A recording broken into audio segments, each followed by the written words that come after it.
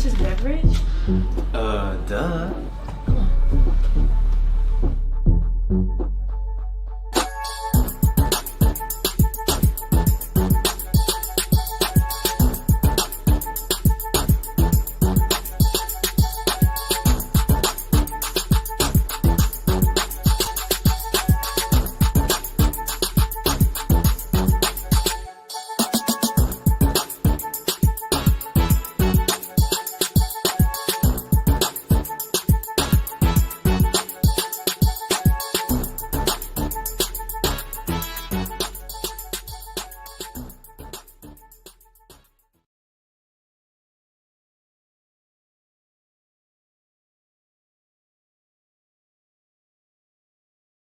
Preparing students to demonstrate mastery of math state standards can feel like a dull, unending cycle of equations and practice problems.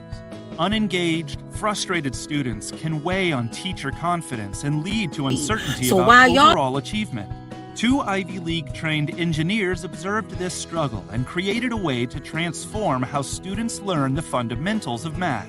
Through the innovative Accoletics math program, EDA has helped more than 400,000 students achieve success on state-administered math tests and transformed the academic strategies and performance of schools nationwide.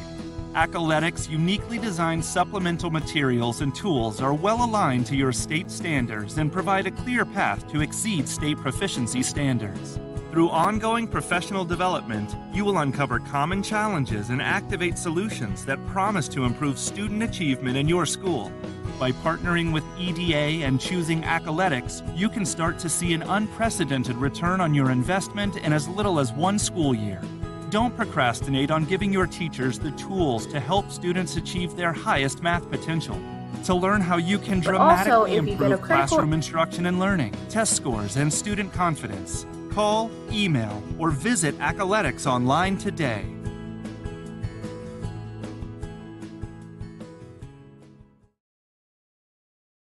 When daily tasks become too painful, it's time for change. Let our pain management and wellness practice, Valentine Integrative Health, elevate your quality of life and ease your discomfort. Visit us at valentineintegrativehealth.com and start your journey to a fuller life.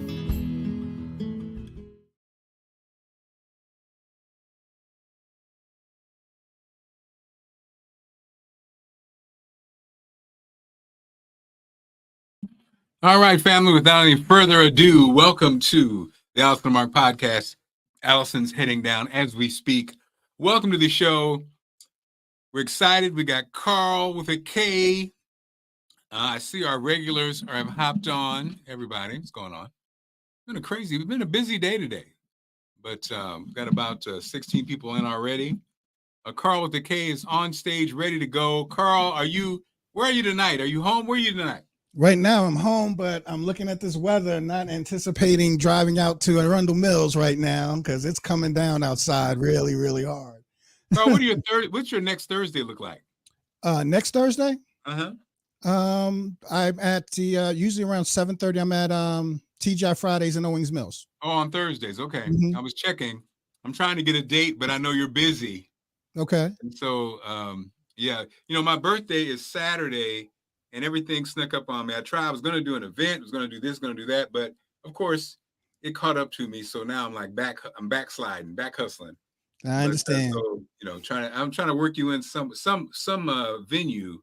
And there was a place on Thursday, but I won't get the great Carl with the K. Not a problem. Well, just let me know time. I might be able to squeeze it in if it's something that's going earlier or later and it's nearby. He's spread thin, ladies and gentlemen. You got to get him when you can. Now, Carl is available for parties, bar mitzvahs, divorce parties, weddings, and let's not forget cookouts. Black History Month. Yeah, cookouts, definitely. Cookouts, and you do know I DJ too, so sometimes people try to throw that in there too. Carl, you hitting them with the old school. Oh yeah. Oh, definitely. I had to turn down a party when they asked me to do a prom after party. I was like, let me give you the number to somebody else. Well, so Allison's on the way down. So Carl, you can warm it up. What you got to start things off with? Well, just a couple of things. We had talked a little bit about how the Negro Leagues records are going to be included. Oh, let me turn my light. That's what I don't have on my lights. I don't know if you can see me that well. Oh, that's better. Okay. All right. And so I got one of my questions. You want to wait for Allison? Or you want me to just go ahead and start? We can start, and then Allison, she's coming down. Okay, not a problem. So like I said, we had we had talked about how the Negro League records are going to start being included in the MLB. Yeah. So my first question is going to be kind of Negro League-ish type of thing. Oh, Negro League-ish, sure. Yes. What artist, not recording artists, we're talking artists, painters, played in the Negro Leagues and was recruited by a major league team? And this occurred before Jackie Robinson. Wow. Okay, that was a good one, man. What artist? Let me see. Yeah, your choices are Romare Bearden, Jacob Lawrence, or Charles White. Okay, I'm gonna have to go with one of our favorites. In our household, I think we have a predominance of his paintings in our house. And I don't know if that word is a predominance. Is that a word? I don't know. That's Jacob Lawrence. Jacob Lawrence is who you're going to go with. Even though age-wise, Bearden probably is the answer, because Jacob Lawrence, I think actually, did I meet Jacob Lawrence? I'm going to say Jacob Lawrence. Okay. Well, you were more correct on that second choice. It was Bearden. Okay. Wow. Romare Bearden. 15 years before Jackie Robinson, Bearden was playing in the Negro Leagues, and the owner of the Philadelphia Athletics approached him to play for them, but he had to pass, and he declined it. I'm busy painting. I don't have time to travel around with y'all. Well, he didn't want to pass as being white because he was so light-skinned. They wanted him to pass as being white. Oh, they wanted him to pass. Wow. Well, right. They wanted him to pass, and he declined. Isn't it, man? I tell you what, Carl, you see all these history moments and all these stories. It's amazing how far we've come. But at the same time, I think the trick that America, the thing they got right was they miseducated all of us. So most people don't understand, most Black people don't understand their power. And by not teaching, the information, everybody is jacked up because of it, I think, you know how it is. So if you don't know your power, you don't know your history, you don't know the truth, then you really are just floundering. And so that's the part that's interesting about the racial conversation that people never talk about is white people also are pained or put in a terrible position as a human when you don't know the truth and you've been taught lies your whole life.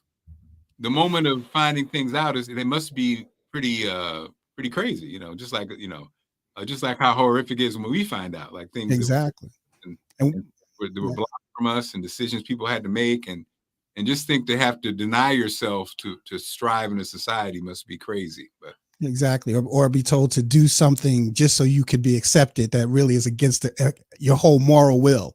I had an epiphany as I was mopping the kitchen. We live in Bethesda, and so we still, you look out the window, you still see people of color, of all colors, as nannies or as housekeepers or as people who maintain. And you get it. Like I was mopping the kitchen and I was looking around, and what hit me, Carl, though, was like those of us who've been raised a certain way, for Big Mama, who most of us were raised with what Saturday or Sunday mornings was made for cleaning the house. Yep. And all those things that come with it. We had those uncles who worked on cars and fixed cars. And what I thought about, Carl, was a lot of that sadly was an extension of the lives that former enslaved had to live. And so a lot of it, to have somebody stand over you and watch you clean that kitchen, and that our parents ended up doing, it was interesting because that's direct, just, and that's why when you talk about, classism, in the Bethesdas of the world, the white folks who did not live in the upscale communities, who were poor, they weren't inside the house necessarily. But a lot of Black folks were. So they brought home with them all those things that are in expensive homes and all those ideas that people who have wealth have. Right. And so I saw this take on the Joe Budden podcast, and it kind of pissed me off because they were teasing the female host because she's biracial. And they were trying to prove that she wasn't Black. And they said, oh, so where do you keep your forks? And coming up, where'd you keep your forks? She said, oh, you mean the cutlery? And they were like, you white, see, you say cutlery. And I thought about my grandmother. I thought about my people, Carl. I was like, we said cutlery. No, because most of the black folks worked in the households that had cutlery or had utility closets or utility with cabinets or, you know what I mean? Just like crystal, like every black home back with a certain group of black folks, everybody had crystal. Everybody had, the silver. That was a big part of it. Grandma had silver that she got from Miss So-and-so. And so it was just interesting. All of this, Yeah, and that's where, I mean, if you think about it, one of my favorite movies, Cooley High. I don't know if you remember the house party when they broke the break front. Broke the break front now. What you doing now? And now a lot of these younger people wouldn't even know what a break front is. If I said break front, they be calling me bougie. And that was in the middle of Chicago. Exactly. Everybody had that. And then even like you think about black people in Cadillacs. Well, most of the time, imagine, you spent your whole life driving a Cadillac for your boss. Right. So now when you retire, I'm going to give me a Cadillac that I own. Exactly. That's mine. There is a marketing video, I want to say from the 60s, that talks about just about targeting the African-American customer. Wow. And they were talking about, do not show them cheap stuff because they want quality. They're willing to pay for the quality. They like brand names, Cadillac. It's like, so it was like but it's basically what you just said. My grandmother was a domestic person. But when you went to their house, she said cutlery, or she said the glassware, or she said this, and it was special, and they picked it up and brought it back home. Yeah. So, but when you're raised in just a whole little circle, even this little grouping, and you never leave Northeast DC, you don't see that as much. Right. And so the Queen has arrived. So I got the whole screen. All right, you're gonna give me back, Mark? I took over your whole screen, so I don't want to take over your show. Where'd you go? Okay, so I'm Carl with a K, the Black Trivia Guy. This is the Allison and Marc Clark podcast, Married in Media. They will be back. They are back. Carl, don't be nervous. Carl reminds me like when they gave you the microphone in the radio, and they'd be like, "Here you go." You're like, "Oh, okay." Hey, but hey, everybody. I have been so tired. I had to get 10 minutes of a nap. Oh, good. So, I thought you were going to say tired of Marc Clark. No, Carl with a K. It's so funny that I would come in, though, when you were talking about, I think you said something about Cadillacs and black folks. So I'm reading this book. That's a good name for a book. Calamity of Souls. I think that's the name of it. And it's by the author David Baldacci. I believe his name. He writes a lot of murder mysteries. I would like his book. Okay, so I'm actually on a panel doing a Q&A with him. Oh, yeah, Allison. Book tomorrow at the Alexandria Public Library. Love it. Because, the Alexandria Public Library was the scene of a really famous around these parts sit-in. And this is basically in celebration of that whole period of time. And his book is about, it's about a young lawyer who's defending basically a black couple who worked for an elderly white couple, and they're accused of killing the elderly white couple, right? Wow. First of all, it's very hard to listen to this book, but I'm coming in on Cadillacs because the young lawyer who's with the Legal Defense Fund, who comes in to help the young white lawyer in that part of Virginia, she's explaining, and you can fact check this with me, that black folks bought big, fast cars back then because often you would have to drive those 20 hours straight. Wow. So you wouldn't get caught in sundown towns. Wow. And sometimes if you had to sleep in your car, and sometimes if you had to outrun some angry folks who didn't want you in a town after a certain time, right? And that's including the police. So that whole Cadillac thing that we sort of get that stereotype, black folks and the Cadillacs and that whole thing.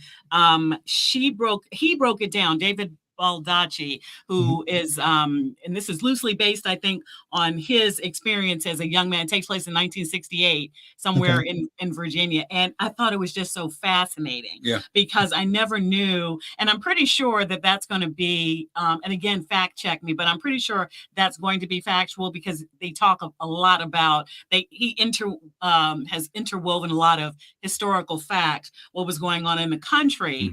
And in this part of the country, in Virginia, and I'm not exactly what part, I forget what county. It was like it was in 1968. So that would have been 11 years after Brown v. Board, right? And they still had the segregated schools. So like the NAACP and other whatever, they were going in and making sure that these schools were integrated because people were like, the federal government can say what they want. Around here, we're doing it the same way. So literally, they're still pulling down colored, colored entrance, white only, and it's about this this legal thriller. But when I heard you say something about Cadillacs, I never put together the history that if you had two kids and you had to go from New York down to see your people in Louisiana, you had to keep driving sometimes. And so it talked about a lot of people dying on the roads because of fatigue or what have you. And I just thought that was so interesting. I remember my father used to drive from Jersey to South Carolina.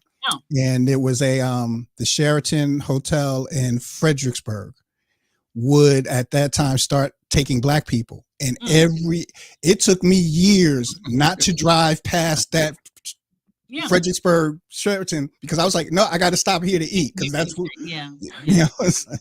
that's real. And it's interesting, speaking of cars, something that always fascinated me was musically was Chuck Berry. And one of my favorite songs, so basically, how we always kind of, and what's up, Brandy? Brandy's in the building.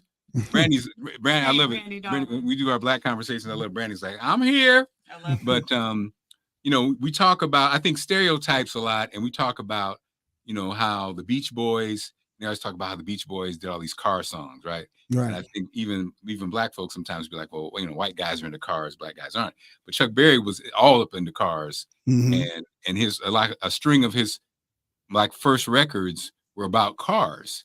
And the funny part about it is, in one of the songs, he talks about what he wants in his car, and of course, it's Cadillac. He wants a phone, he wants a television, wants a bed.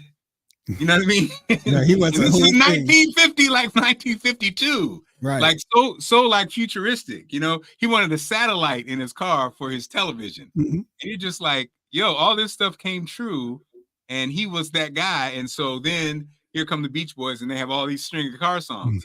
And people talk about, cars, fast food, and all this kind of stuff, because that's when people started to travel. And so fast food restaurants and the cars and all that kind of stuff. So anyway, back to Carl with the K. Sorry, well, just 2 points on what you're talking about. Just two quick things on the Chuck Berry thing. That he sued and won against the Beach Boys they stole one of his songs. I want to say Sweet 16 for one of their songs. He won that lawsuit. Also with Chuck Berry and his thing with his cars, he didn't stay in the hotels. He wanted to keep all his money. Oh, that's right. So he would stay in it. That's probably why he wanted all that stuff in his cars, because he was staying in his car. There on the road. And he also he collected Cadillacs. He had like Allison and I met in St. Louis, but he lived in St. Louis, and he had like a whole garage full of Cadillacs, like from all those years. So crazy. Got you. All right. So number 2, we all know Thurgood Marshall. And he attended Howard University Law School after being denied entrance into what law school? Was it Georgetown, University of Maryland, or University of Virginia? Well, I don't know this answer, but I know that he is from Baltimore, so I'm going to say University of Maryland. Okay. And I'm going to say University of Virginia. I would say go with your wife, University of Maryland. And the ironic thing is, in 1935, he and the NAACP won a lawsuit against the University of Maryland on racial discrimination in their law school. He's like, I'll be back, and I'm going to testify. I'm a witness. He is, so speaking of the Legal Defense Fund and all of that, he's prolific. I think that he should be required reading. Yep. As far as going before the Supreme Court and how he helped to spearhead so many important changes in America. Exactly. I mean, everybody knows the Brown versus Education, but there were so many other cases. Oh yeah, they were just rocking through America, just winning cases. Yeah, and I think, Carl, you probably know the fact, but he was been credited with saying this. I think he may not have said it, but if he didn't say it, we still stand on it. About Clarence Thomas, a black snake is still a snake. Oh. I don't know if you said it about him, but it would be apropos. Would be apropos. And I mean, even I think they're like justices just turning over in their graves, just seeing what the Supreme Court is like now. I mean, it's a joke. Yeah. Yeah. There was a time there was a standard. Last but not least, in what year did apartheid end in South Africa? Babe's got the T-shirt. Been there, done there, saw that, got the T-shirt. That was Babe was in college. Remember, Babe? So were you, honey? Babe, you're older than me. Okay. Go ahead. Okay. What are our answers? So it's 1990, 1994, or 1996? That's so crazy. I thought it was earlier, actually. You would think that, but that's when a lot of the protests were going on. We were protesting in the 80s. We're heavy in the 80s. Heavy in the 80s. That's right. When you've been to South Africa, I have not. I have been to South Africa. Mm-hmm. And Allison, they said I would be. We did a Big Fat Morning Show broadcast from South Africa, so we were all sitting around, talking politics and talking different stuff. And so we started going around the table, and he said, "Where would you be? Where would we be from?" So sadly, they go, Troy. He said he would be a South African colored, right? Mm-hmm. He pointed to Marv. He's like, "You would be from here." You would be from here. He said, "You would be you Ivory Coast." He said, "I'd be from the Ivory Coast." You'd be from, okay. Well, now that the stalling is over, what year was apartheid? And what are the choices again, sir? 1990, 1994, or 1996? I'll go with 94.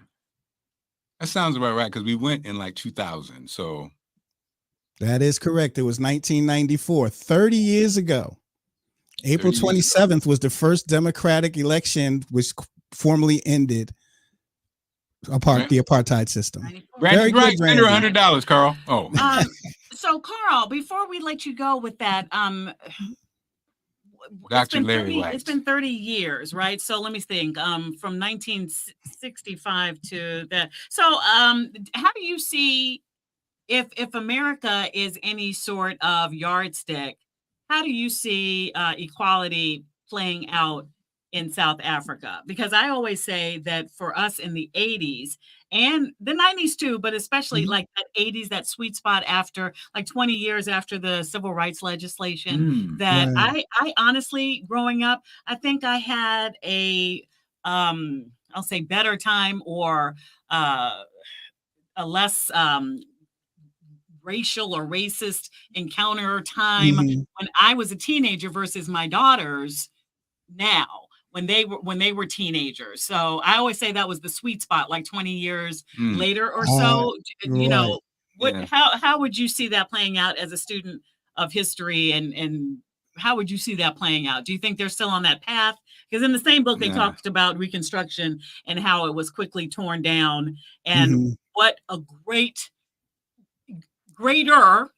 because I love my country, so a greater country this could have been had we stayed on the path of Reconstruction had the government not caved to the Southern politicians, the Dixiecrats. I think that we would have been rolling, but somebody else had a plan to keep us divided. But how do you think it's going to play out in South Africa? Because it seems like they're doing well so far. I think they're probably in that sweet spot right now, but I've been hearing rumblings and things, because what ends up happening is what's happening here.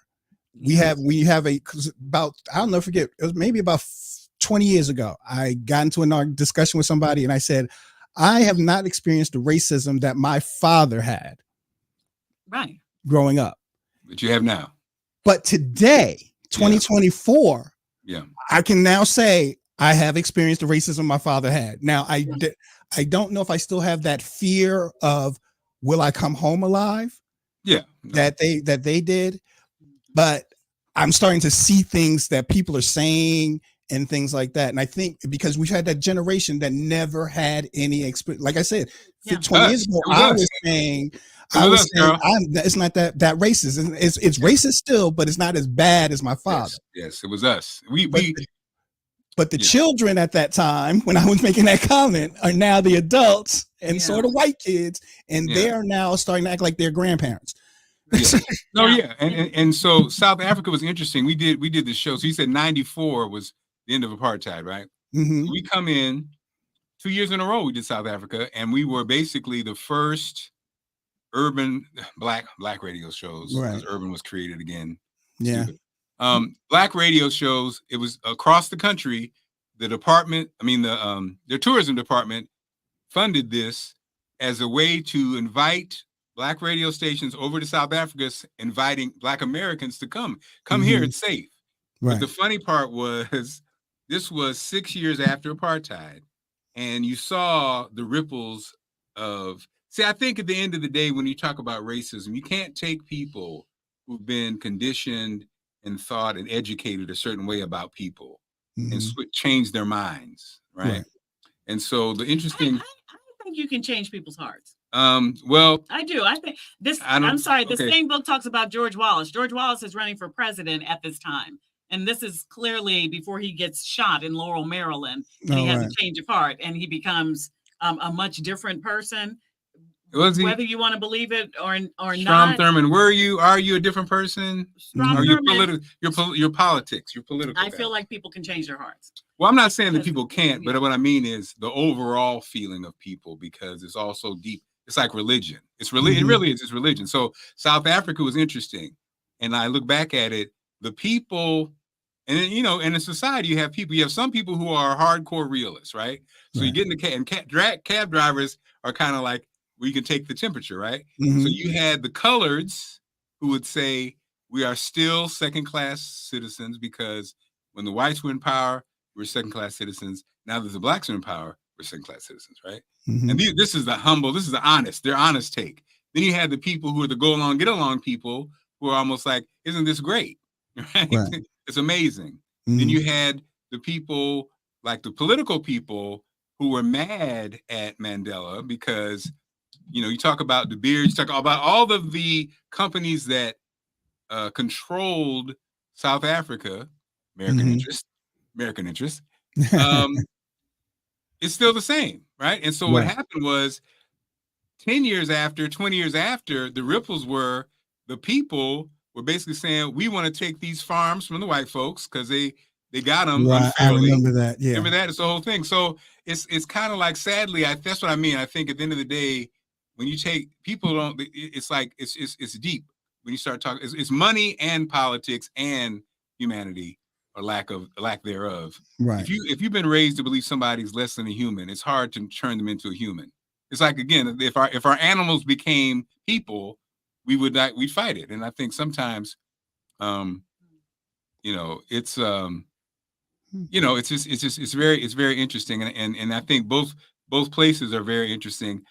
And lastly, we were at a party, and some older gentlemen who were in their 70s, they were the first generation of corporate people.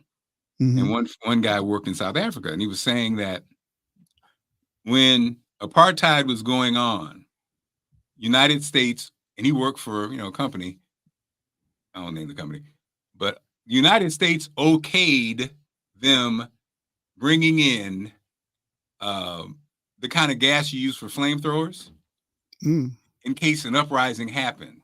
And it's illegal. It's military grade. It's not. Wow. It's against everything you believe in. But if the blacks rebelled, they had permission to use it, and it was supplied by the U.S. Right. And so soon as it changed power, he said he witnessed them taking it out of the country. So it was like, kind of speaks to how America is complicit in most of these situations too, because it's political, it's money, it's whatever. So right. I mean, it's the top of the line is the money. It's the money. Like look at De Beers, a diamond company in South Africa. It would have been great if Mandela could say to those companies that for all those years had free work, free and underpaid labor, you have 10 years to train Black workers to come into your company in the management level and all the above. And Right. then after 10 years, you got to leave. But that would not be endorsed by the United States or by France or by whoever. So Oh that's no. why they have some Oh yeah, I just been learning about how France's involvement in Africa. I didn't realize how dependent they were on African everything. dollars. Yeah. You know, so but listen to some of those speakers. So Carl with the K, you got a busy night. Don't get hung up here with us now. not a problem. I love being here with you guys. It's kind of makes me think before I go drink. Have a drink for us. Cheers to you. All right. You guys have a great evening. Thanks a lot. Don't forget, you can check out my live stream on Mondays at 7 on the Black Trivia Network channel. You can see me on Facebook at Black Trivia Network and on Instagram's Black Trivia, and you can follow me there. Good job, Carl. Carl with the K. Appreciate it. Don't See you forget guys about it when Carl's famous. Don't forget we had him first. Awesome. So babe, the good news and bad news. I don't have the video selections that I always have. Okay. We do have the topics though that we can talk about, but I just don't have the video. So Caitlin Clark, I have first up there. Want to start with Caitlin Clark? I do, but I also want to say hi to everybody who is with us right now. Oh, maybe and Marc. open. Yeah, let's right Where over is there. For the Allison Marc podcast, and I see so many familiar faces that I love in here. Shout out to my girl Brandy, Brandy, I hope you don't mind. I'm gonna so Brandy and I have now moved our conversation to texting. We're texting friends now. So sooner we'll be phone calls, and then we'll just be meeting Overnight halfway, same areas to Montgomery County. But mimosa parties. She just dropped. We were talking about like how hearts can change and all of that. Because I do believe I don't believe they can't change. Right. I'm just saying as a whole, societies. But it takes in a capitalist society, there are factors that drive prejudice and race separation. That it's not even about the person; it's about the system. So, but I think reading this book is really opening my eyes a lot to putting. Sometimes when you reading, we watch shows. We're on our phone all the time now, but seeing things through a different lens is very interesting. And although it's hard to listen to in this book that I'm trying to finish reading before tomorrow, you can see sort of some of the mindset that in this small Virginia town, some of the white residents had at that time when it was right after King is shot and RFK is shot, and some of the sentiment from like the fear that you're going to take my country away, and you were never meant to be a full citizen, talking about Black neighbors or people there. And so Brandy, I see you in the chat just saying that if you don't know, Brandy is my sister from another mister, and we happen to be very similar in a lot of ways, but one big thing, okay, maybe we're different races. Okay. Anyway, so she's saying that in her family that there are people with those racist views and that she's fought against that. And I know it probably wasn't easy in those moments, but and Brandy, I'm sorry, I'm not putting you on the spot, but there are people with these big hearts, right? And it's the breakthrough. And I think that's just how it happens. And it's just constantly being in families' faces as long as you can, or as much as you feel like it, because it's exhausting, and saying, well, do you know anybody who's Black? Do you know anybody who's Hispanic, Asian, whatever, that's not you, and vice versa, all of it, right? So I don't know. I have hope for that. And Brandy, thank you for being so transparent and loving and open like you always are. So you can see Brandy's comments in the chat there. I think, to be honest, the part about, and you're right, I think we all are, I don't know, people will say products of your environment or products of your philosophy. And it's a very, I don't know where it comes from, where when we talk about a heart, right? When we have a heart, you talk about love and empathy. If you have it for a pet, if you have it for an animal, if you have it for nature, but don't have it for a human being, it's weird. Well, this is last thing I'm gonna say about this book, and then we can move on. Weird. Last thing I'm gonna say about this book, Calamity of Souls. For me to have to teach you how to love somebody. Here's the thing. In this same story, it's so funny that you would say that. this author talks about, they go to this house because they're interviewing witnesses. Again, Calamity of Souls. It's a legal thriller set in 1968 in somewhere in rural Virginia near Richmond. And they go to this guy's house to get testimony. A young white lawyer and a young Black woman lawyer from the Legal Defense Fund. Guy knocks on the door. He does not let this Black woman in his house, on his porch, any of it. A dog rushes to the door. He literally kicks the dog out of the house and then goes down and kicks it again, and he can't get up. So he's like, now I'm gonna have to, you're no good to me. Now I'm gonna have to get rid of you. He pulls his shotgun out. Yeah, well, that's what I'm saying. See? And that brings on the point. Yeah. Right. So the two lawyers say, we'll buy the dog. We'll buy the dog. So they take the dog away. So it's humanity. So you're right. It's that same. If you don't have humanity, you've got to be better than other things around you, other people around you. So I mean, I hear you. Yeah. Because I think that's what racists. But it's interesting seeing it from that other viewpoint. Racists don't understand that humanity. So I think this is what I think happens with racists. If they were enslaved, if they were a slave, if they were treated, if I'm or sexist, if I was a woman and I got punched in the face, then I would hate men. So women probably hate me because I'm a sexist and I used to beat my wife, so she probably hates me. So I think that's how they move through life. You know what I mean? And not understanding, no, that person is different than you and doesn't think the way you do. So I think a lot of white people who are racist, it's fear because they feel like one day a Black guy's going to punch them in the face because of all the things that happen to your race. But they don't understand that when you have humanity, that's not how that's not something that's even on your mind. I'm not thinking about getting back at you. Because I wasn't raised that way. You're a human. I'm a human. I'm giving you a chance unless you give me a reason not to give you a chance. That's why kids are so great. Yeah, except the ones who've been tainted by their family. Before that. Yeah. That's why. Anyway. All right. Caitlin Clark. Caitlin Clark. And this, I have an epiphany on the Caitlin Clark conversation. Okay. Now, for those, we do this a lot, but I don't think we have to. People know the Caitlin Clark situation. There's there's a lot of dynamics going on with it, right? Basically, the recent one, and the one that got all the coverage was, and I thought it was interesting, the referee did not call a foul when she should have. So I think that's a question mark actually for me when I heard the story. Mm-hmm. Then Allison and I are at the gym and we see it. If the player is not around the ball, not going for the ball's not even in play, and you go up and crack them, that's called a flagrant foul. So even if you're not in sports, I think you can understand that, right? A flagrant one. It's almost like, it's like a flagrant one that's less than a flagrant two, which is like outrageous.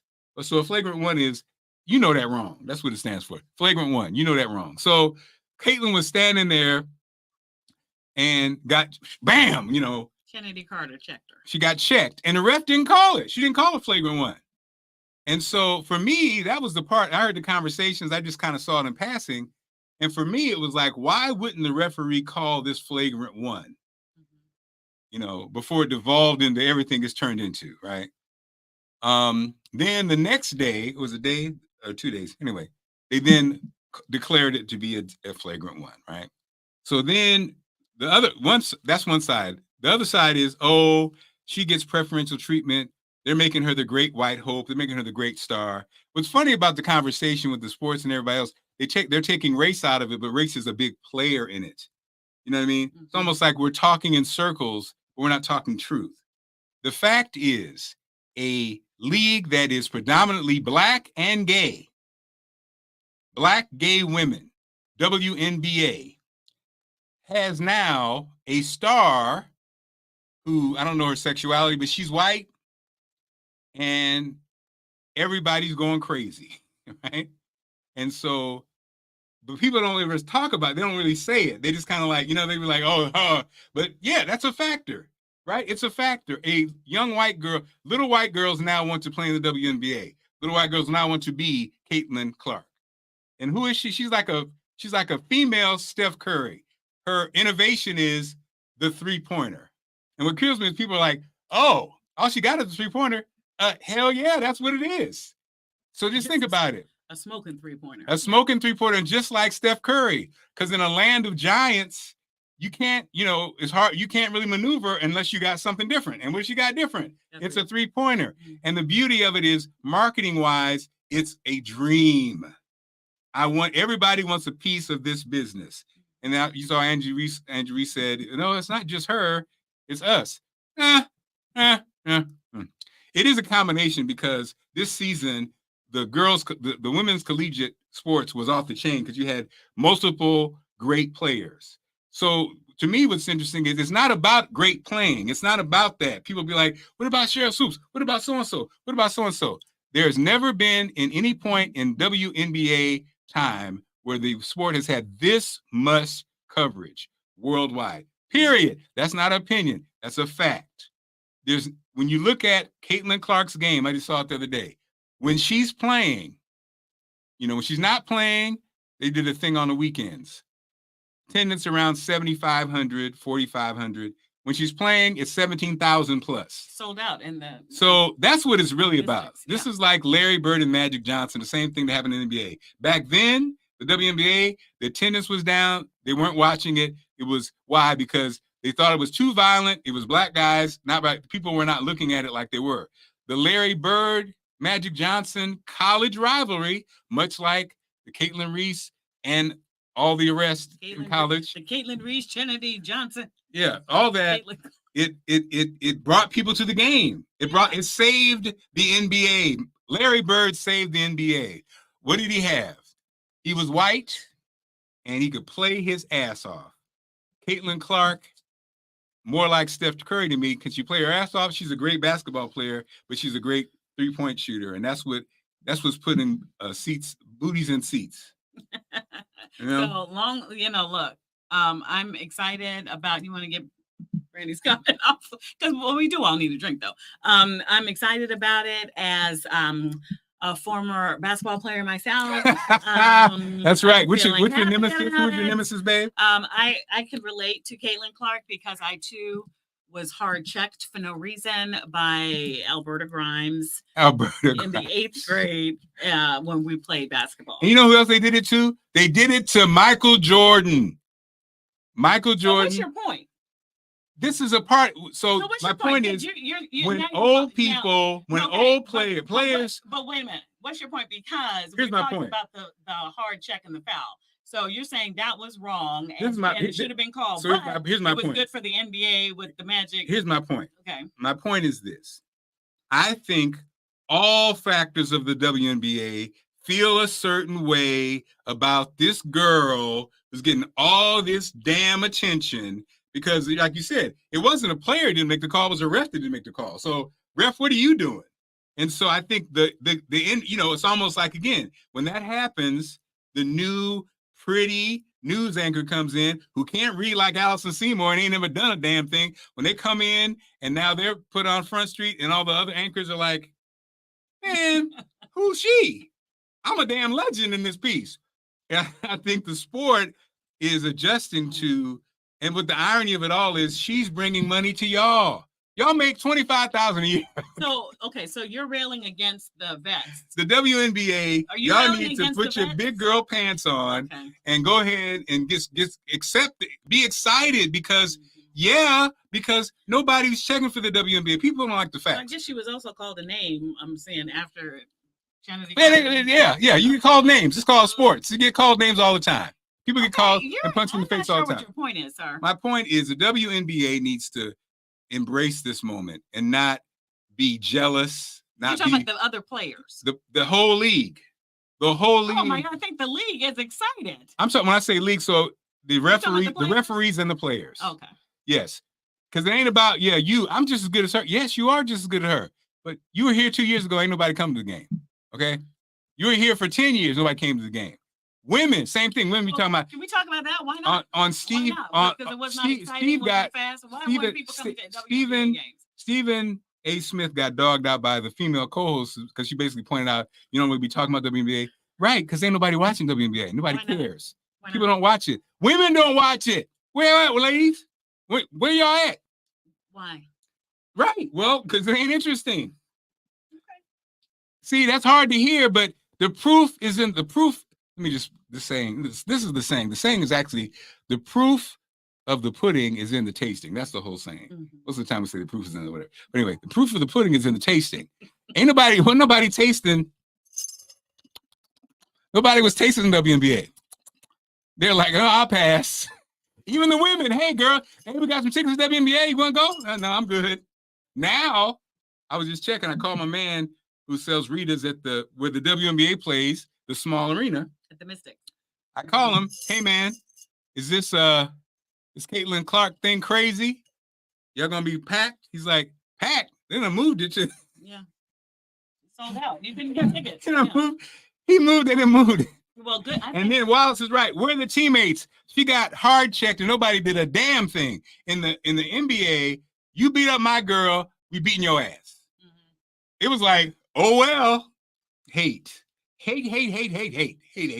prove him wrong. Just give her, as far as I saw, she wasn't, I'm sure she was complaining to her in her inner circle, but unless it's changed, she was like, it's the game. So yeah, they should have called the foul. It's the game. And so I like her attitude as far as it goes. And she's definitely bringing people into the arena. It started when she was in school. And so, yeah, now all we need to do is get some, raise that pay a little bit. Get some more some equity when it comes to this top tier level of female athletes in the NBA, because the NBA is over the WNBA. Maybe that's the issue. Yes, so yes. Maybe it should be a separate thing. So let's break down. Let's break down the business. The WNBA was how the NBA washed its money. Okay, when you're a loss leader, that's where you put your money over here to justify losing your money. Like Sandra said, this is something else too, Sandra, that doesn't get talked about. Sandra said the whole draft selection had me watching, not just Caitlin Clark. You're absolutely right. There's two worlds here. There's two things happening here. The Reese, your girl from Baltimore, Angel Reese, and your girl who's on her team with her. Absolutely, Sandra. There are Black people. I'm gonna make it racial, but let's keep it real. A lot of people. Angel Reese was a star in college, and a lot of her girls were stars in college, right? So you're absolutely right. It's like two different worlds. I heard an announcer made a great point about Angel Reese. He said, "Oh, she cries too much. To have so much, she just da." But this caller in DC, God bless Washington DC. This caller had such a great point, saying to the white host that Angel Reese complaining for just complaining. That's not it. Angel Reese is being harassed by racists, so she is complaining and expressing that. And so don't get it twisted with who she's pointing it to is not towards people who are Caitlin Clark fans necessarily. She's talking about those racist people who've given her death threats for being a star in basketball or going up against Caitlin Clark, because the race dynamics in America, it is what it is, and it's always going to be there. And so it was great to hear a caller and a caller like put that perspective, because that's actually true. And if you're a white announcer, you may not know that perspective, because the reality is the Reese is a sexier.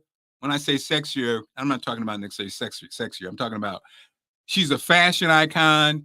She was invited to the Met Gala. Her brand is glamour, right? Caitlin Clark's brand is not glamour. She's like little girls. It reminds me of soccer moms. It reminds me of that same crowd, little soccer girls, soccer moms. So there's a couple things going on here, but it all comes back to money. They want these kids selling shoes, selling clothes, selling whatever. So the good news is all of this. Thank God for shoes, because at least she can make some money in the WNBA. Yeah, it's not the salary. And all the endorsements. And Shaq signed Reese to a deal with Reebok, which he now is the president of, or he now owns, whatever. So yeah, there's a couple dynamics going through this, though. It's obviously not just the basketball, and it's not just race, and it's not just play. It's all those factors. But all we know is that she coming to town Friday and it's sold out. When's the last time it was a sold out game here with the WNBA? Yeah, I can't tell you. I cannot tell you. All right. You had your Wheaties today, my man. You know what? I'm on this diet. I'll tell you about it. Okay, so you on a diet without me? Not a diet, baby. I'll cut out the sugar. So my sugar level's steady. It's not like up and down. Okay, well, how do I Trump do that? Guilty. Oh my gosh. Let me just say this about Trump guilty. How long? Did we go on last week? All right. When did that happen? What? That just happened? What? Trump. The now Hunter Biden's on. Now we got a whole nother trial. Yeah. But okay. No, I have something to say about Trump guilty. Okay. Let me tell you something. Trump, hate him, which most of us do. I can't say I hate him because I'm a personality on television news, but this mother sucker here, let me tell you something. Trump, he know what he be doing. 2 moments happened that made me be like, this guy. So he's like P.T. Barnum. He's a marketing genius. He's a marketing genius. When he came, when it's, found him guilty on all those counts. And so I didn't post this because Babe was like, babe, you can't post this. Why was I laughing out of my mind when every count? I mean, I don't know. Why was it comical, babe? It just felt comical. Guilty, guilty, guilty, guilty. And I might 34 times. I might post it and cut out the audio because I don't want anybody to be implicated, but I was laughing my heart out. But it was interesting, but I couldn't wait to see what he was going to do, right? And he did what we knew he was going to do.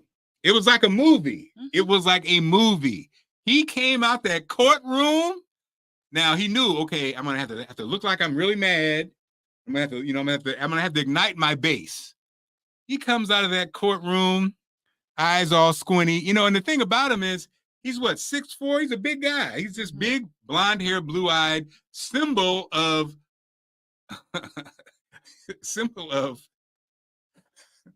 what word am I looking for, babe? I don't know, but you better choose it carefully, my man. He's a symbol of he's Make America Great Again. He's a Make America Great. Let's say that. Right. Good job, babe. Mm-hmm. And so now the judge just told him, look, hey, shut up. Shut up or you're going to jail. This judge, he goes in on the judge. He's basically telling his crowd, I'm angry. It was like a movie, like a script out of the movie. You knew he was going to do this. He was going to say something to get his people fired up. Biden, this is Biden's fault. It has nothing to do with Joe Biden. The judge, he appointed the judge. State of New York. He appointed the judge, and Joe Biden had nothing to do with it. But he just went on this rant. This just was a whistle to all his people. And I'd be doggone if they didn't break his website, tripling his money and breaking the website. They were so, yeah, you're right. And then that was the first play. The second play that he did, Julie said he's a symbol of racism. Yeah, thank you. I didn't say that, Julie did. The second thing he did that was brilliant was on Fox News when they're like, I thought he didn't like Fox News anymore. Right. When he goes back and they're like, well, there's a chance, there's a possibility that you could be heading to jail. And he said, I'll go. I told my lawyers not to beg. So if I have to go, I'll go. Now I don't think they'll allow it. I don't think my followers will allow it. So again, dog whistle. My followers. So dog whistle. I'm strong. I ain't afraid of jail.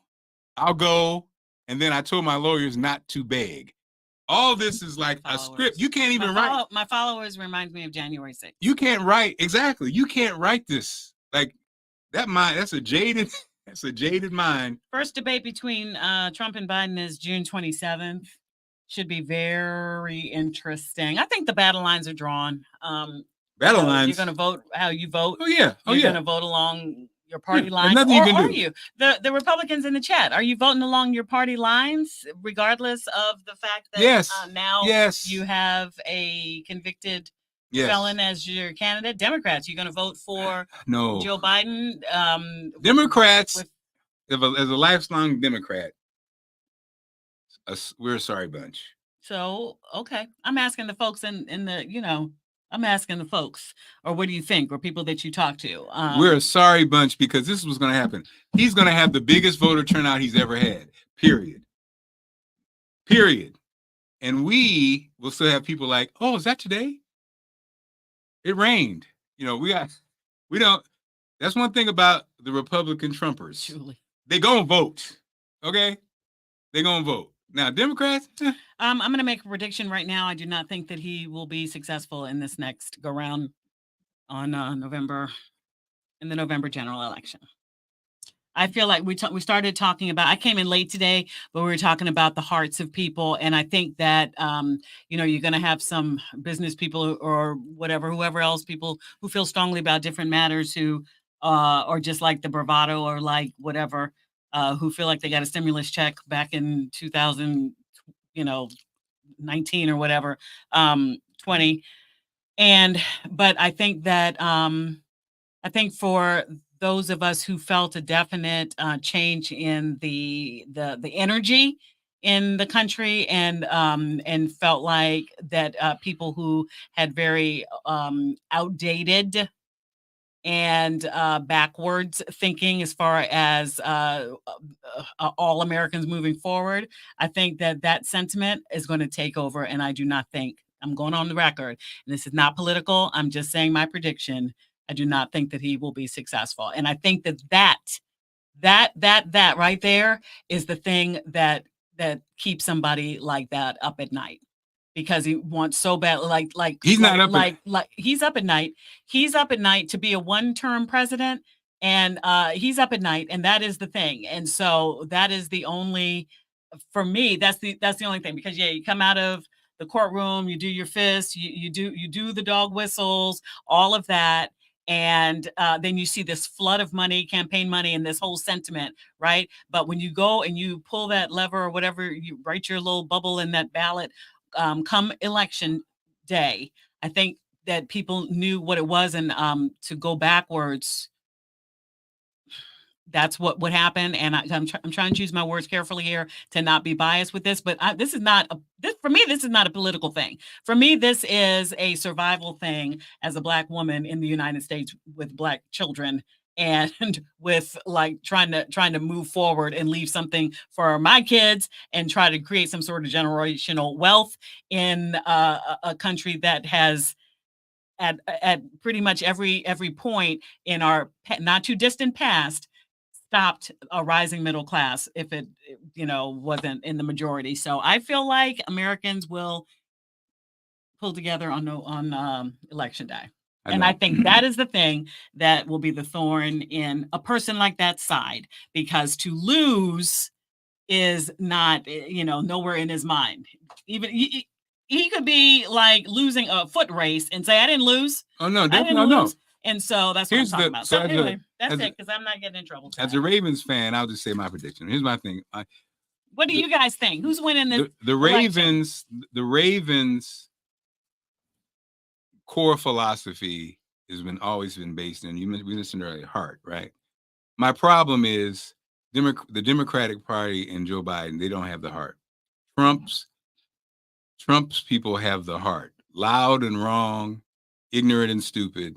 Their heart, they are going to do whatever needs to be done. And that's when we say that, we're not, because you to be fair, like if you're a Republican, that's the candidate. So to be fair, how do you vote in that situation? If you don't like the candidate, do you not still vote along your party lines? The Republicans vote for the Republicans. Right, but who don't even look, they don't have to like them. They vote. It's a system. Right, but it's what I'm saying system. is That's what Democrats don't do. But Democrats. But I won't get it twisted to say that everybody, like, I don't think you're voting for a person. You're voting along your party lines, and that's the scary part for me. But yeah. Anyway, I'm just saying. I think they're more passionate. I don't want anybody to take it out of context, because I need my job. No. You too. Julie said African Americans don't get we'll be doomed. If we have to depend on African Americans to get out and vote, guess what? We're doomed. Okay. We're not doomed. What's next? I'm positive we're not doomed. Hope. That's hope. Hope's the word, but not. Okay. Oh, I needed the video for this one. Have you seen the video? Have y'all seen the video? What's your take? Who's going to win? By the way, we're curious now. Wallace, is this a Prince shirt? This is last week, It's a Prince. No, this is last week. No, I wrote it down today. Oh, okay. Wallace, this is not a Prince shirt. I'm too big for a Prince shirt. It is a Prince-like shirt. Yes. I like that shirt. This is the Prince shirt. That's what you're talking about. Oh, damn. You're right. This is the Prince shirt. That's my mains. Oh, shit. Anthony Horn makes an appearance. Anthony Horn. Question. I talked to the tourist director for St. Kitts And I thought of you because my last message, Anthony Horn, who always accused me of never calling him back, which I did call him back, he didn't pick up. He said he had something for me. And Anthony's working in the islands doing these cool things. So Anthony, St. Kitts was on today on Be More Lifestyle. And I was like, please, Jesus, let this be the surprise that Anthony has, because Anthony works in these islands and he does these festivals. So Anthony, please tell me you know the tourist person for St. Kitts, the commissioner, whatever. Anyway, I'll call you after the show. Was that the secret you had for me? Was that the secret? I think you understand the fear is the same for him to the first couple of times. Micro level on this show. Anthony, you already living. Wait a minute. Anthony Horn talking about he gonna buy a house in Spain. We're talking about you already live in Spain. We're talking about the election. Yeah. I ain't going nowhere. You already live in damn St. Kitts or wherever. Yeah, it don't take a rocket science, y'all. Y'all know the energy, the passion is on only one side of the table. We know that. That's not true. The passion is also against that energy. Is it passion? It's fear. It was for me. No. Fear. I'm talking it's not about passion. I'm talking about if you don't align with the whole messaging. Yes. I get it. Yes. It's liberal. It's liberal talk radio. No, let's put it this way. Liberal talk radio, 0 listeners. Conservative talk, 1 billion. No more liberal talk because it doesn't get ratings. Why? Because people need to be angry. The Republicans are angry and mad. Oh, damn. Damn it, Anthony. Okay. Oh, well. All right. When you're at home, please make sure that the yard is always done. When you're going to be unemployed. What did I say? What did I say? Oh boy, there are good people, and I hope that good prevail. I'm confident that good will prevail. So that's how I feel about it. That's how I feel about People aren't really voting. They're like not really saying who they're gonna do. Oh, wait a minute. 88's in the building? Damn, Sean. What's up, man? Congratulations. 88. 88. I never forget this. All my fat people. 88. I call 88 Sean. 88 got the weight loss surgery because he needed to get hip surgery, and he had to lose weight to get the hip surgery. And so 88 babe did security at Sydney Sweet 16. Okay. The tall brother. Mm-hmm. So I remember when he asked me back then, hey, Mark, have you thought about weight loss surgery? I was like, no. In my mind, how dare you? And of course, I had weight loss surgery. So thank you, Sean. And I believe, Sean, you just got some new hips. So congratulations. And also congratulations. Happy anniversary. Happy anniversary, too. So all of that wrapped together. Thank you, my brother. Dave Anderson in town today, babe. Hey, Dave Anderson in town today. Dave, I think I stole one of your quotes we had today when you came in. That's embarrassing. Yeah, you don't care. I steal from him all the time. The business bullies in the building. Trump. See, also 88. If you are anyway, 88's a great guy. He's saying Trump. Man, I don't know when different platforms how to come in there. Oh, what do you say? I don't know. Oh, I don't know when on all technical issue. Oh, okay. 14 years ago. Wow. TV. Yes. She got a prince. Yes. 88. Thank you, my brother. See, babe, he's okay. I didn't expose anything. See, Dave said I can borrow any of his quotes, babe. Okay. Because I'm not going to say Dave is a Trumper. I'm going to say Dave's a realist. Dave's a businessman. He's a realist and a marketer, and he feels like that Trump's going to win. Well, I don't. Oh, you weren't seeing the text on YouTube. Very interesting. Sending prayers for you, Sean. Speedy recovery. Was it both hips or just one? And how is it going?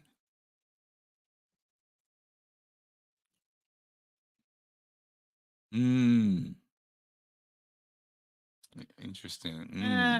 Dave, I agree. I will. Let's agree to disagree, because I don't feel like pulling up all the receipts of what has happened over the last 4 years. I think that the Democrats have the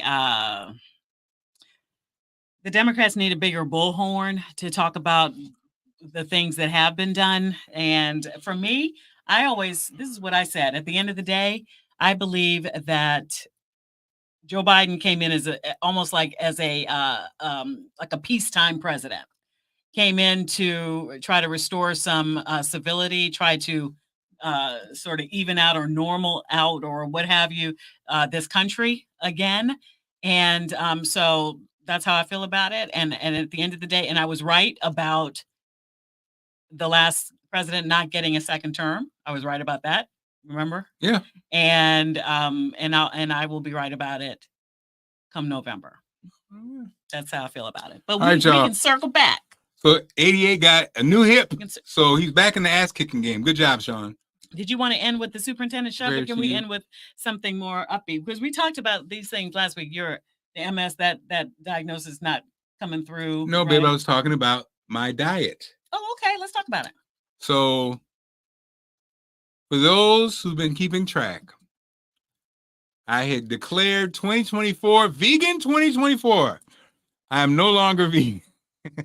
Well, you're no longer vegan because as when you were first diagnosed, or when they first thought that you might have multiple sclerosis, which we don't ever say the name. We call it more success. Success. So Marc has more success. We're dealing with more success as a family. That's how we call it. So yeah. So when we first researched it, and this is my thing with you, Mark Clark. This is my thing with you, Mark Clark. What's your thing with me? They said, a great diet for those with MS, more success, is the Mediterranean diet. It's giving you the things that you need. But Mark want to freestyle it and be a vegan.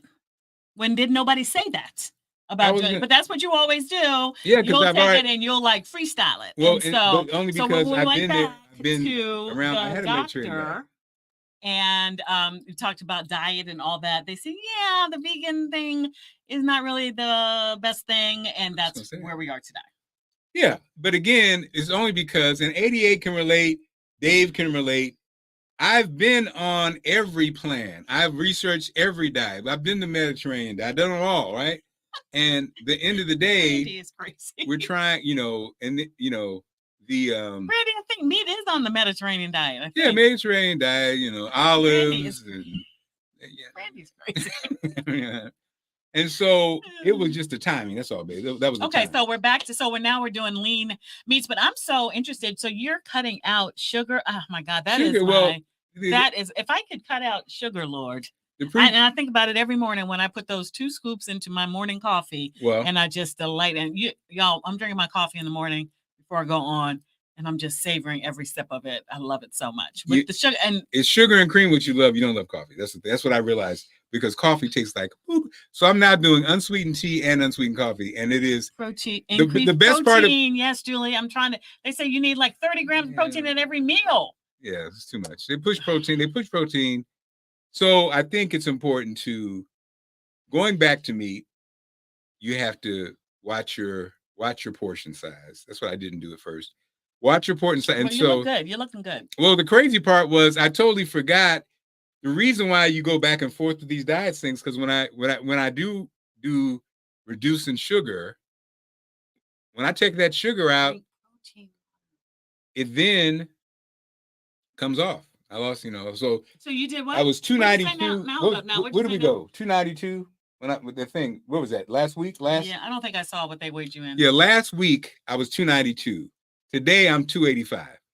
Just like that. Oh, men just get on my damn nerves with that. The sugar, you realize, done something for 2 weeks. What you realize, and coffee, you lost 7 pounds. Coffee is, most people are addicted to the sugar and the cream. That's what makes it delicious. Okay. Because the coffee by itself, here's something. So you're trying to tell me coffee by you itself, cut out sugar, and in the last week or so, you've lost like 7 pounds. Yeah. So what does that look like on a daily basis?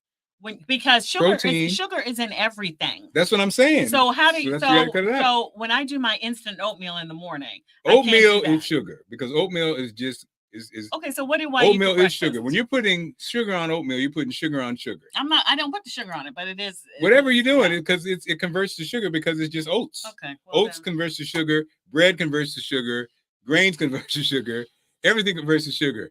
And then fruits, depending on how much sugar they have in them. I mean, blueberries are low sugar. Everything else is kind of not. So it's like you say, everything is sugar. And that's how they get you. You're addicted to it. You can't. Anthony said sugar is life.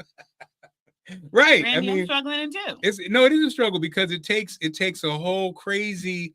I just don't know what my day would look like to not have sugar in it. So that's what I'm talking. Yeah. I'm a person who needs to see it. So let me just say this to anybody out there who has had success with limiting sugar and all of that. Anybody out there, can you please send me an example of your diet in a day so that I can try to. You're not gonna like it because it do sucks. it. I mean, look, it's not bad. So in the morning, have 2 boiled eggs. And lunch, have a salad with the protein. Yeah, this is it. This is something I was going to do when I was in New York, guys, and do this diet. It's actually 2 fruits, 2 proteins, and the rest green. Nobody steal that, but that's the diet. Where's the meat? And you need the meat for 2 fruits, 2 proteins, 2 servings of proteins, and the rest greens. Right. There you go. Limit the fruit because of sugar. Right. 2 fruits, 2 proteins, and the rest greens.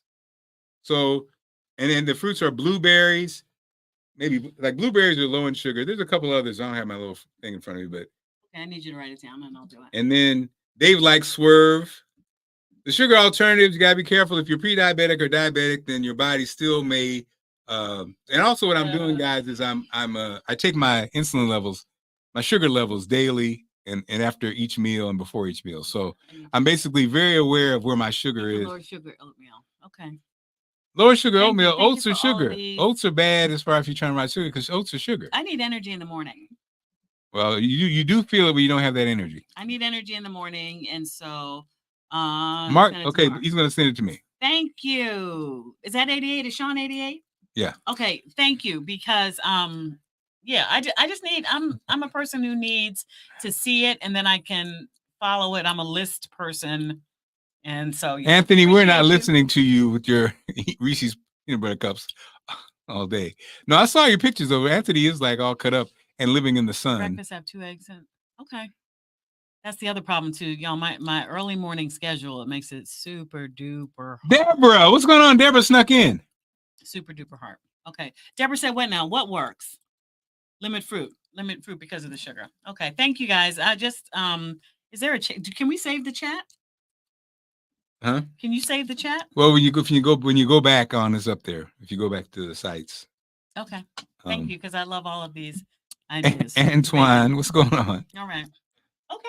Oh, wait a minute. Where are we? Antoine, are you my Antoine, are you my what you call a plug? I think Antoine's our seaweed plug. All right. Somebody in Maryland won $1 million. Somebody in Silver Spring won, I think it was Mega Millions. You won $1 million. Congratulations. Isn't that awesome? Yep. Why couldn't it be us, babe? Because we didn't buy a ticket. First thing. So that's the problem. But anyway, congratulations to you. Yes, the Sagittarian God. The best seaweed in the business right here. Not seaweed, sea moss. Sorry, Antoine. Is right here. Sagittarian God. See, I didn't know. I saw that picture, man. That long mane. I saw you. All right. Okay. Any parting shots, babe? No. Did you were you good? Is Martin said he's okay, by the way, for those who saw that. Oh boy, Martin. So babe, this show was we did have a lot of race. Brandy. Did you see the thing on video, babe, with yes, I did. What are your thoughts? I thought it was horrible. So, you know what? I thought it was horrible, but this is what I'm talking about.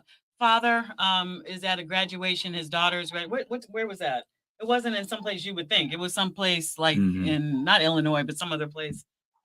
Anyway. Superintendent has to be African American. Superintendent is black, and his daughter and this white guy, the daughter is graduating, walking across the stage, and this guy literally comes up on the stage, pushes the superintendent out of the way because he doesn't want his daughter shaking his hand. He's a black man. But the daughter, super embarrassed. When the superintendent comes back on, the crowd boos this action.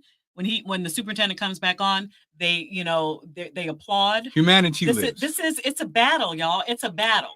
and we got to be in it. It's a battle because there are forces that are keeping folks ignorant, and it's a battle. And I believe that we have to win. The good has to win, because if not, then what? There's Ohio, chaos. there is chaos. So, and it's not gonna be chaos, because we've all no.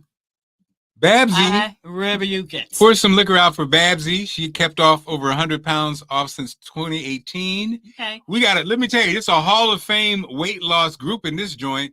88 lost over 100 pounds. Was it 2? Dave lost over 300 or 400 pounds. Anthony got ripped up, and I lost over 100 pounds. So let's keep it going, guys. The thing I hate the most about that, I'm so proud of you, and you look amazing. What I hate about it is sometimes when we take pictures, I know where it went when you lost it. Way to go. This gal. Baby did not go on you. Some pictures, I'm like, oh, no, sir. Brandy, you were 250? Wait a minute. Brandy, you're holding back. Like, Brandy what? was 250? Okay. You lost 100 pounds, Brandy? I'm going to text you when we get off. I need to know. So, boiled eggs and turkey bacon in the morning. 88, 608 was his heaviest. Man, 88, I'm so proud of you. And Dave was 5 something. And it's crazy. Anthony. So Anthony, Mr. living on an island somewhere, was like, before I got my weight loss surgery, Anthony was like making fun of me, saying, okay, so when you come visit me and I'll have all that loose skin and you're in the lagoon or whatever, what you gonna do? I was like, forget you, man. Yeah, Anthony, I remember that. Yeah, I remember that. Wow. Man, look who you never know. You never know what people. Brandy. Isn't that funny? Brandy's what? Brandy's sexy mermaid, right? Curvy mermaid. Sorry. Well, that's what I'm saying. So, Brandy, who knew? You never know a person's life. You never know who people are. 2008. That was just around the corner. Yeah. All right, y'all. We've been going too long. Allison's really talkative tonight for some reason. Lord, that seems weird that you cut the sugar out. And okay. Brandy, I just text you, please. So please answer my text when you can. That's my buddy right here.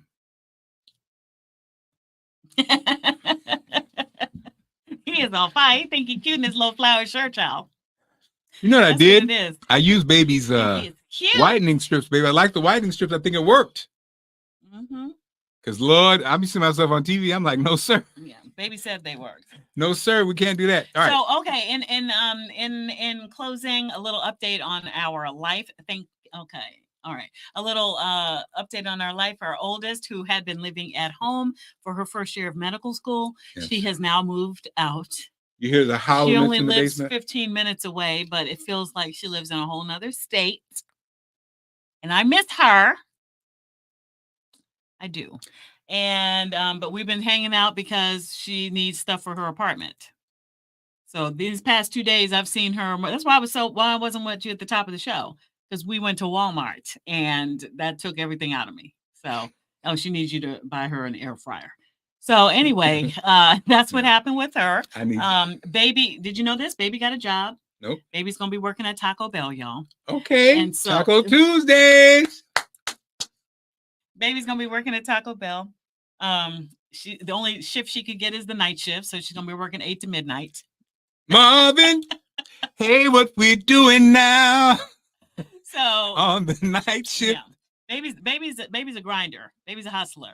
Yes, so she came home and got that job. I call baby, since she was a freshman, I call her the single black woman. Yeah, she does Spencer not worked at. She does not need it. Spencer worked at Wendy's, living in Bethesda. Wendy's. Where else did she work? She worked some ghetto jobs. Wendy's, Cookout in Atlanta. My baby working at Cookout. She's had several jobs. She cooks for people. She does hair. She was a cashier at Safeway. She cooks for people. She She do hair. Wait a minute. I don't think you understand. She makes plates. She do hair. Oh, Brandy, I often have wondered why. I just assumed you had curvy mermaid, Brandy, because you're a beach. Brandy, gal like me. Brandy got them curves. What? So inappropriate, Brandy. I'm so Brandy don't. Oh, what now? Oh, what's your Cash App? Wait a minute. Oh, see, that's so sweet. Yes, Spencer's Cash App, girl. You're right, because she didn't. Sydney was getting. Let me tell you something about the kids. It's so great. They don't know that money. Well, especially Sydney. Somebody said that having daughters, and this is so true. Having daughters, raise your hand if you can relate. No, that's Scott. Having daughters is like having little broke best friends who think you're rich. Yes. Little broke best friends. So, and then our middle daughter is coming home next week. She is down in Norfolk, and she has been really trying to get a job. She can't get a job in Norfolk, so she's coming on home to get a job and try to finish up school. So her path has been like this, but I said in college, wasn't necessarily traditional. She's thugging it out. She's sticking it out. And I told her it's going to make her story so much more interesting. Yeah. Nothing wrong with, you go in, you go out, you go in, or you go, you do it, you go through your trade, or you're in the military, or you start right away, or you go to college or whatever, junior college too. But when she stands up and then she speaks and shares her story one day, Yeah. and and she says it's okay if you didn't get out of school in 4 years, it's okay if you saw other people that you went to school with go on and you think they're surpassing you. It's okay if you don't really have 100% confidence in yourself, as long as you continue to work on yourself. And that's going to be her testament and her testimony, and she's going to inspire millions of people. I can just feel it. Oh, come on now. So anyway, that's an update. That's a family update. That's what we're doing. So. Anthony, I'll holler at you. Go ahead. Be safe, brother. Yeah. The thing, so babe, that I love what you just said about daughters, but I think your mother, the best ever, right? Mom and dad, the best ever. Your mother probably would say the same thing about me. Son-in-laws are like broke little boys who think you have all the money. Son-in-laws can be like, when you were little, and then you're at the house and you get the knock on the door. Get Allison, come out and play. Yeah. That's son-in-law. Son-in-law. Babe, honestly, it's all love. It's all love. Babe, wouldn't your mom buy anything I wanted? All you had to say was, oh, man, that's a sharp sweater vest. 2 weeks later, here you go.